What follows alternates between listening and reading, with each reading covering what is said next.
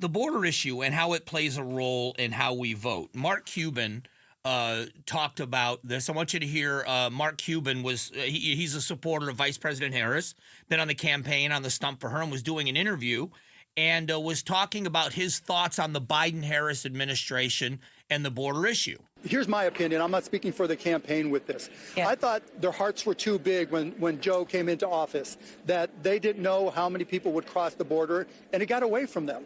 But they figured it out. They learned. And what did they do? He put together an executive order, and now the number of border crossings is down to where they were under Trump, maybe a little lower. She says she's going to sign the border bill, which is very clear where she stands now.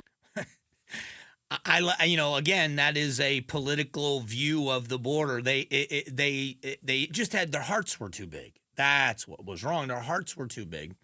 And then they learned. I mean, it took them 3.5 years, but they learned. And it had nothing to do with an election year. And the fact that they went back to Trump border policies to control the border makes her better on the border. But that's, again, I'm giving you my counter to Mark Cuban's views on the border.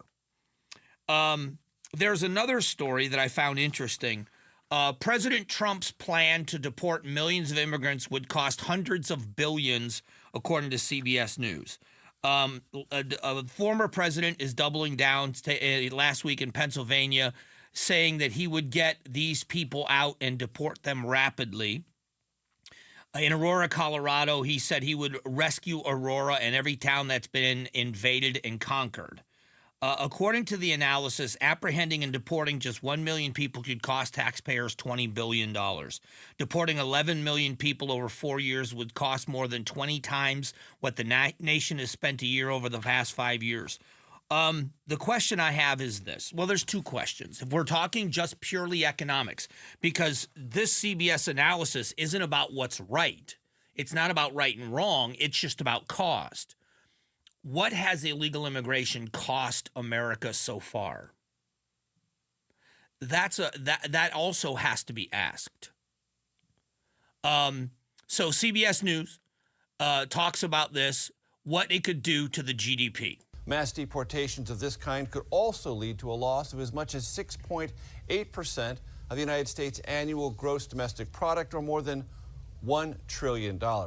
Here's what's really interesting to me about all of this. I am someone that is a huge advocate for legal immigration. Why is it that only illegal immigrants are helping our economy? There is an old video, and I wish I had pulled it up, where Bill Clinton, President Clinton, speaking before Congress in a State of the Union address, talks about Americans being rightly upset that he called them illegal aliens because back then that was the appropriate term to use. Illegal aliens were taking the jobs from Americans and legal immigrants. He used the phrase legal immigrants. And he was 100% right. That we could have a system in this country that is fair to immigrants. I love people that come to this country and want to add to it. You don't have to want to be a citizen. If you have a set of skills that are in need and Americans aren't doing the jobs and your family needs the money and you are so motivated to work and so industrious to work that you would come to America to work, I think we should embrace you. But you can't come here illegally. You can't come here illegally. Thanks, Julia. I appreciate this. Julia grabbed this, 1995, Bill Clinton. Not only in the states most heavily affected, but in every place in this country are rightly disturbed by the large numbers of illegal aliens entering our country. The jobs they hold might otherwise be held by citizens or legal immigrants.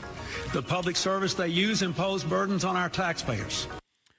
That was one of the most beloved Democratic presidents speaking in 1995, 30 years ago, almost 30 years ago, 29 years ago.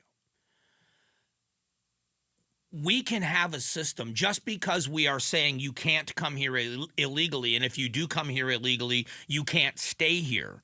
We are going to import people and allow people to come, and that's a part of immigration reform, is that we have an immigration system that is fair. That we have a system that allows people from other countries to come here and work legally through a vetting process. which we don't have. We also have to acknowledge there have been criminals that come into this country. There are foreign gangs. There are people that are committing crimes. So we have a system that is broken. The idea that if we expel people that are here illegally, it destroys our economy and it costs too much money, you're not looking at the other side and what it costs for the people that are already here and the damage that's been done by some. Thanks for watching the Mike Broomhead Show. Catch up on Amazing Arizonans, a KTAR News podcast, and click the button in the middle to subscribe.